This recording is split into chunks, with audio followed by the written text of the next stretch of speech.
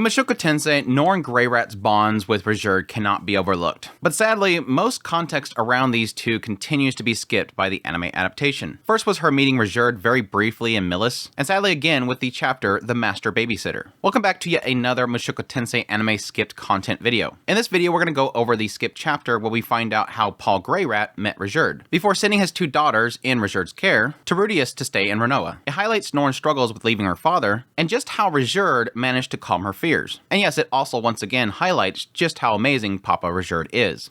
So let's dive into it. To give you a little context where we're at right now, again, Rudeus is up in Ranoa, studying at the University of Magic. It takes place approximately 1 year before Rudeus will receive a letter from Paul telling him that he's sending his daughters up there. Paul had just arrived in Eastport, and thanks to the information from Roxy regarding the location of Zenith being in the Begarit continent, he's heading that way. But yes, Paul was concerned about taking his daughters, Aisha and Norn, along with him. Begarit is a continent that has monsters roaming it in vast numbers. It is said to be as dangerous as the Demon Continent. Yes, he was skilled, and he had Talhan with him, and he had Roxy with him, but bringing two children along with them would be difficult. So he decided that he's going to send his two daughters to go live with Rudeus. As he sat at a dining table in the inn with Lilia, Norn, Aisha, and Roxy, their plans were being debated. Norn was obviously sulking, and she was against it, wanting to go along with her father. And of course, Aisha and Norn bumped heads on the subject, Aisha claiming that she'd only be in her father's way. Opposite to Norn's objections, yes, she was all for it. The moment she heard that she was going to stay with Rudeus, she pumped her fist in celebration. Now, Aisha had no problems with selfish demands, but she felt Norn had to go about hers more intelligently. She had to do it in a way that made others around her think that they had won. Instead, Aisha grew irritable, watching Norn pointlessly repeat, "I don't want to." Aisha said, "You just don't want to go stay with your big brother, huh? You're treating him like he's some awful person, just because he had a little fight with our father a long time ago. Even father himself said that he was in the wrong." Norn protested, "No, he wasn't." Norn had no doubt it was Rudeus' fault that they fought. She wouldn't accept anything else. That's when Aisha replied, "You're always like this. As soon as things aren't going your way, you start pouting and whining. You wait for everyone around you to give in. And if anyone says anything you don't like, you yell at them. How idiotic." All Norn can do was glare at Aisha, tears springing into her eyes. That's when Lilia spoke up. "Aisha, how dare you speak that way? Apologize immediately." This was a daily occurrence. Paul had more or less given up on mediating, but he did step in to scold Aisha if she began spouting too many foul words. Paul responded to Lilia's protest. Well, they are sisters, so they're gonna fight. Roxy sat beside them, looking a bit uncomfortable at the exchange. She knew Lilia well, but that didn't make this an easy place for her to be right now. Aisha spoke up. "Yes, ma'am. I'm sorry, Miss Norn, for getting carried away." Lilia honestly wanted to press her daughter to pay more respects to the daughter of Paul's legitimate wife, but didn't know how to convey it properly. She also did feel Aisha was right this time. Lilia assured Norn that Master Paul would act to ensure her safety. The Begarit continent was too dangerous for them. Norn knew that that meant that she'd be in the way, but that didn't matter to her. For her, being with father was the safest place for her. No one else would be able to protect her. She couldn't leave his side. She slammed her hands on the table, dropping her plate to the floor. She said,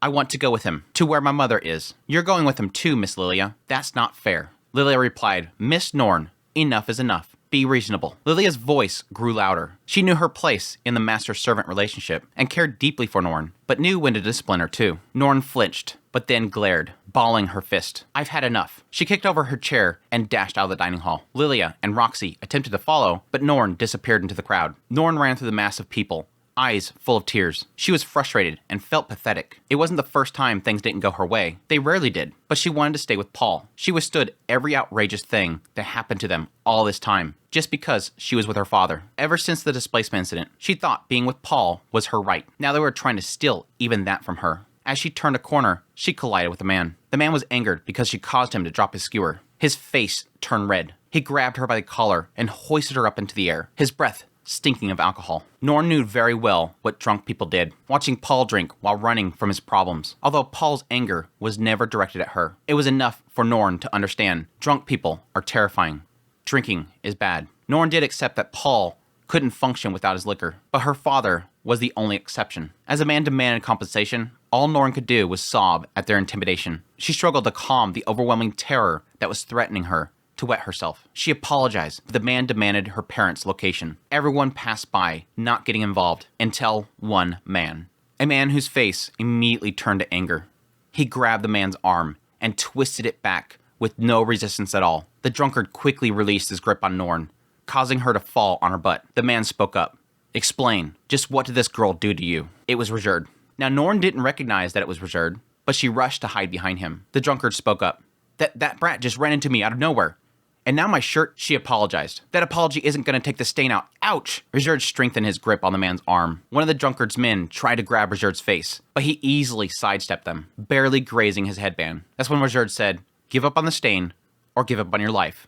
Which will it be?" The drunkard apologized in pain, before Ruijerd told Norn to apologize again. After doing so, the men fled. As Ruijerd asked if Norn was okay, she looked up at him and realized who he was. Back when she was in Milshan, she almost tripped, and he extended his hand to help her. Gently patting her on the head, he gave her an apple. There was no way that she could forget him. Bald man, with a forehead protector and a large scar on his face. Relief broke the floodgates, and she began to cry. Ruijerd panicked at this, as passerbys were staring. He knelt down and stroked her head. The warmth of his hand and the way that he handled her as gently as a porcelain brought her comfort. Norn vented to Ruijerd after this about being told that she'd be in the way. Assuming he had an issue between Norn and Paul, he heard her out. He obviously knew that he was only getting Norn's side of the story, and it lacked adequate explanation. But he could understand her desire to be with her father. But being a father himself, he had once left his family behind. Not because they'd be in the way, but because he wanted them somewhere safe. When Ruijerd left his village at the beginning of the war, his son's tail was still attached to its body. Ruijerd fought in Laplace's personal guard for many years. As he won battles, they began to unify the demon continent. During this time, his son grew up. His tail became a spear, his body muscular, and he became a magnificent young man. He grew enough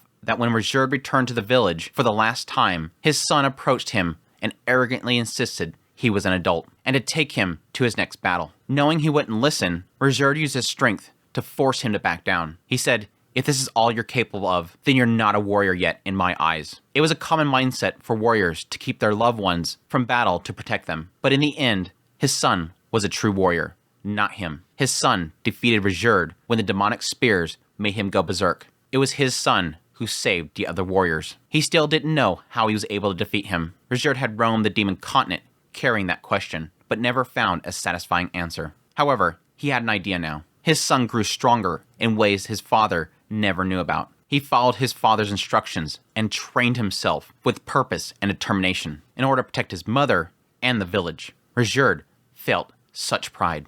If Norn felt the same way, she would never listen, no matter how much Paul told her that he was worried or that she was precious to him. If only she was older, stronger, or had the same purpose to spend her days training. Ruijerd thought that if she was capable as Rudeus, then Ruijerd would have to try to persuade Paul to take her. But Norn was just young and frail. So he spoke up. "Norn, yes?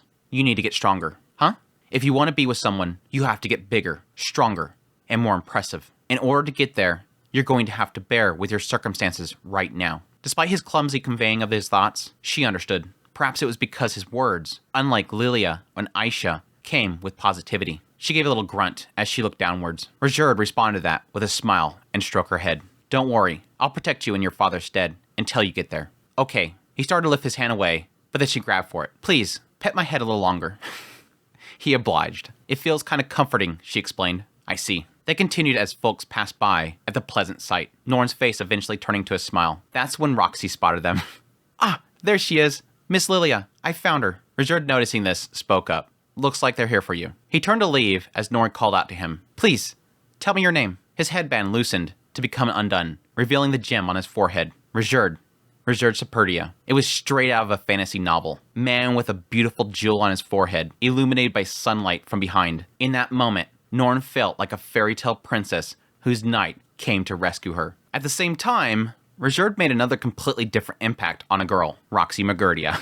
To describe the gravity of his impact will require some explanation. There was 3 things that Roxy hated as a child. First was green peppers, the first vegetable she ate after arriving on Mil's continent. At the time, she thought the human world was a heaven full of sweets, and that green peppers had been the messenger from hell sent to drag her to the abyss. She remembered the scent and bitter taste, how she immediately spat it out. She thought it was poison to the Migger tribe, thought that she had to overcome it by tutoring Rudeus, embarrassed by the thought of being picky about food in front of him. The second thing that she hated was children. Human children, between 5 and 15 specifically, especially males. They didn't listen, acted hastily, and based on whims, not heeding logic. Rudeus changed that though, and she figured she just hated people who didn't listen. Third thing that she hated was the Superb tribe. She heard stories of them countless times while she was a baby. Devilish tribe, involved in a war before she was even born, and how they betrayed their allies. The Mikard tribe had connections to them in the past, but they were persecuted as traitors and driven to ruin. The Superb tribe held a strong grudge against those who turned against them. As soon as they spotted a demon from another tribe, they'd kill them without question. Of the Superb, Dead End was best known amongst children. If they misbehaved, he'd drag them to his lair, eat their legs so they can't run, eat their arms so they can't resist, then slowly eat their stomachs, saving their heads for last. And that's why you had to be well behaved. When Roxy first left her village, she thought that she'd be in danger for being ill behaved, but that anxiety left as she grew into an adult. But the fear of the Superb tribe remained. That's why she was on high alert when someone called themselves Dead End at the Windport. Now again,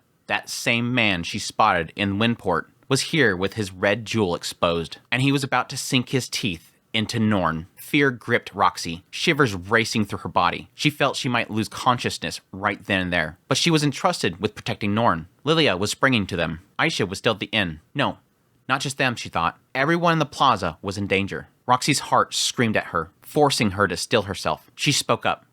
Let the girl go. If you refuse, I shall be your opponent. As Norn clung to Ruijerd, Roxy felt something was off, but her anxiety stopped her from figuring out what it was. Still, she had a feeling she was making a mistake, which she had done before. It was a feeling she knew all too well. Thankfully, Lilia spoke up. Lord Ruijerd, it's been a while. What? You know him? Roxy replied. Haven't you heard? Lord Ruijerd is the one who escorted Lord Rudeus back to the Ashura Kingdom. Roxy had heard, but she couldn't believe that it was an actual Superb. Realizing her mistake, she turned her gaze away, face bright red. She really did hate the Superb tribe.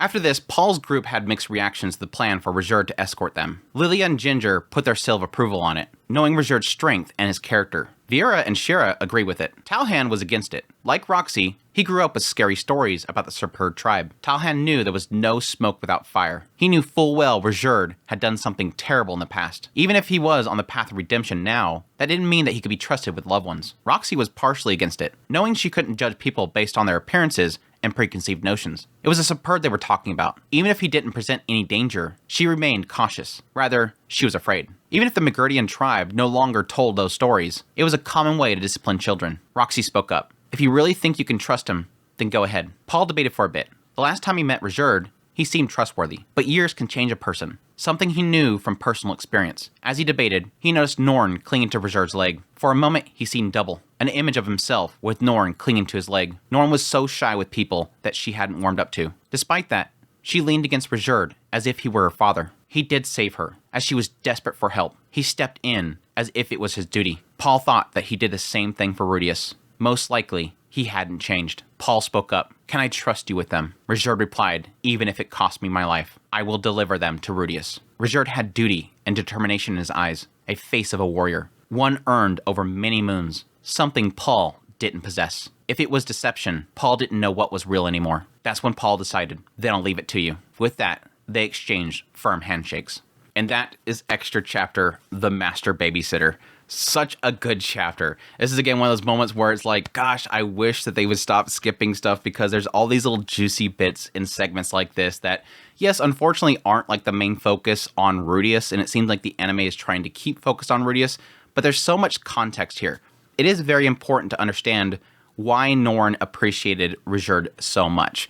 Again, in this moment, she feels like nobody wants to listen to her. And we get a little bit of a sense of that in Season 2, Part 2. It seems like, obviously, that Norn feels kind of closed in on herself and afraid of speaking out. And yes, a lot of that is her fears of her brother, but there's also a side of it in how much conflict that she has alongside her sister, Aisha. Aisha is the genius. She's not. And yes, Aisha gets what she wants, but she doesn't. And yes, all she desires is to be with Paul.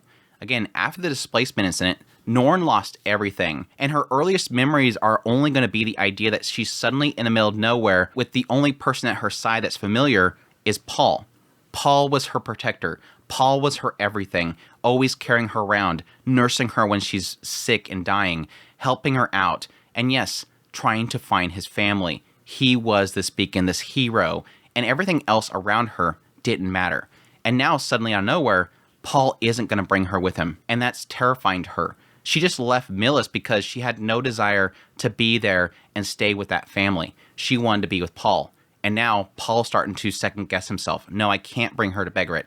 I have to send her off. And Norn does not want that. And she was pushing and pushing, and there was almost a sense that Paul was going to give into it. But then suddenly, Ruijerd shows up. And Ruijerd sort of gives her an alternate way of thinking about the situation.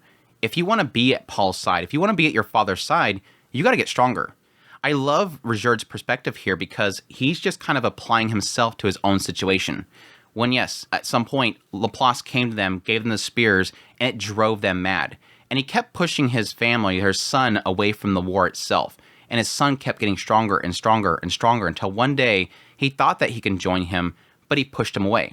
It's the same thought process here. Norn needs to get herself stronger, just like Rudeus did. If she gets herself stronger, then she can stand at Paul's side. And that's a very important thing to remember for the story going forward. Norn is a normal girl, and she cannot stand at Paul's side. And that's that weakness that she has that she is now regretting. But it's nice that Ruijerd's telling her, right now, you don't have that strength. So you need to make yourself stronger so that one day you can go at your father's side. But right now, you do not have that strength. If you want to be with someone, you have to get bigger, stronger, more impressive. In order to get there, you're going to have to bear with your circumstances right now. For now, just deal with it. In the future, you can get stronger. And additionally, he throws on top of that, obviously what she has is a fear right now of being separated from father. Father's the only one that can protect me. So what does Ruijerd say? I'll protect you for now. And she feels that he can do that. There's something that's always heartbreaking about how Ruijerd views his relationship with his son. That was a massive mistake for him. He accepted those spears, and yes, he brought his men into that curse as well. But yes, his son specifically is that case where he caused his death. His son lost his life breaking that curse. And that's why he seems to have some sort of connection with these children. Whenever he runs these children, he treats them so well. They always say that he has a fascination with children. It's because he lost his own son. He failed his child, and thus every other child that he sees, he does everything he can to protect them. That's why he's so attentive with Rudeus and Edis. That's why he's so attentive with Norn and Aisha. Even the night before he goes to leave Rudeus and Norn and Aisha, he stays in Aisha and Norn's room to protect them all the way to the point that he finally leaves. It's all like this path for his own redemption. Papa Ruijerd steps in and saves the day. And yes, I do love the little segment with Roxy, literally laying out everything she likes and how everything has kind of been fixed by Rudeus. She hated these peppers, but she kind of forced herself so she didn't look picky in front of him. She doesn't like children. Oh wait, no, Rudeus was kind of a good kid, so maybe it's just I don't like annoying kids. And yes, that innate fear that she has of Superds, which is something that she tried to explain to Rudeus at some point, but he realized was probably off base. It's just, again, that whole aspect of the prejudices that has been implanted in people's minds because of these crazy stories that are like horror stories to get kids to mold and not be ill-mannered. Additionally, yes, it's painful in here to get a little perspective of how Lilia treats Aisha compared to Norn. Again, right here, Lilia is honestly wanting to press her daughter, Aisha, to pay more respect to the daughter of Paul and his legitimate wife. Not Lilia, which she feels herself as the illegitimate wife. It's right here that she still, even to this point, is downing on herself and her relationship to the family. She still doesn't see herself as an equal. She doesn't see herself as a second wife. She doesn't even see herself as a wife. She sees herself as a maid. And Aisha, while yes, she does see as Paul's daughter, sees her as a daughter of the illegitimate wife. And again, this was something that was brought up during the time where we have Norn and Aisha first arriving with Rudeus, is that fear that Aisha has of, oh yeah, I'm just not even your sister, am I? Norn's your real sister. I'm not. Just like everybody was saying in Milis, I'm not a legitimate daughter. So all that weight on Aisha is caused by not only the Latria family of Milis, which again is Zenith's family, but also even her own mother, who's constantly pushing this on her daughter. But yes, she does accept the idea that, yeah, technically Aisha is right here. She does see that her daughter is a genius and is right, but she doesn't want her daughter to be disrespectful to Norn. Anyhow, I hope you guys enjoyed this skipped content video as always. If you did, make sure that like button down below and comment. Let me know what you think of this whole situation. Just be careful of reading down there because sometimes people love to throw spoilers in there. So I can't control the comments all the time. So be careful. I would just recommend if you were an anime only, don't read the comments. Just avoid the comments. Leave your comment if you want to. I appreciate the support, as always. If you like this content and you're new to the channel, make sure that subscribe button to get my content. I do news, reviews, first impressions, top list. If it's anime, it's pretty much here. I also do skip content videos for each episode of the anime as it airs, as well as any skip content videos on top of that the anime has left behind. Additionally, if you like this content and you want to support this content more, I have a Patreon link, tips link, super thanks, membership button down below. Greatly appreciate what it does. And until next time, y'all take care.